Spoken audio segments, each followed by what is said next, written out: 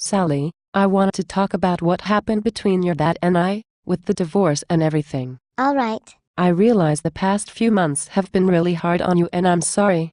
I handled it very wrong. Did I do something wrong, Mommy? Am I the reason you and Daddy aren't together anymore? No, sweetie, Mommy was very selfish and inconsiderate, that's all. I don't want you to ever do what I did. Who exactly was Chris? He was an old friend from high school. We ran into each other and he wanted to take me out to dinner. He thought it'd be harmless. Why couldn't you just tell Dad? You always had me lie for you. Whenever Dad would go away for a business trip, you would see Chris, never when Dad was home. When Dad came home and asked you what you did, you never told him about Chris. I don't understand. I was trying to protect your dad by just not telling him. I knew it would hurt his feelings and that what I was doing was wrong. In an article called Parental Relationships in Fragile Families in the journal titled The Future of Children by Sarah McLanahan, I read that 10.4% of married women can't be trusted, unfortunately. Why did you do it in the first place? I don't know, to be honest.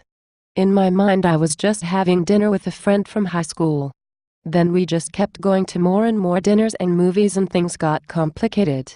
It was very wrong though. Don't do what Mommy did. You left me, Mommy. Why did you leave me? You told me you'd be back the next day and you didn't. You just left. I felt abandoned. I just had to get away. I had to figure out what I wanted and reflect on what I had done to you and your dad. I never stopped loving you or your dad. I'll always be here for you, no matter what.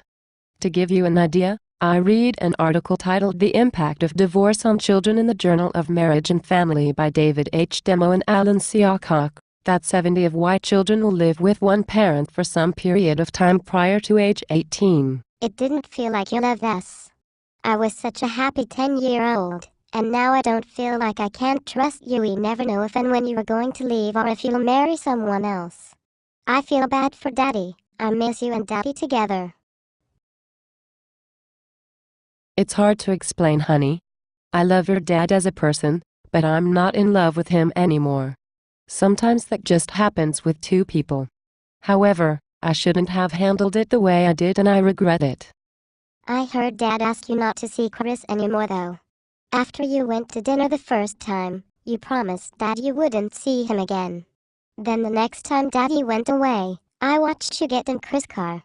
When Dad asked you about it later, you lied to him and said you didn't see him. I know. I'm sorry you had to hear all that. I'm sure it bothered you. It really did, Mom. I thought it was my fault.